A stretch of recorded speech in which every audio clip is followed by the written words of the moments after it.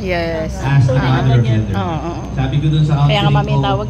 isang gabi kay Brother Randolph and Sister Onet. Randolph will become not only your husband, he can be your father, he is your best friend, the closest to you, he is your worst enemy. At the end of the day, you will come together and be together and forever as one. They will represent everything about you. Yan ang nanay. Ano pa?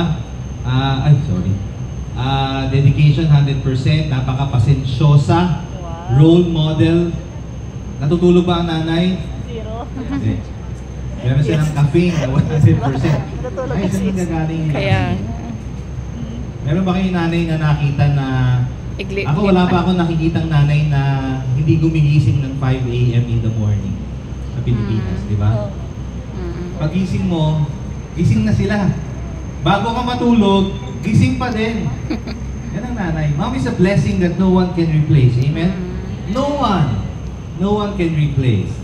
Motherhood is like mama everywhere. Being a single mother sometimes sa mga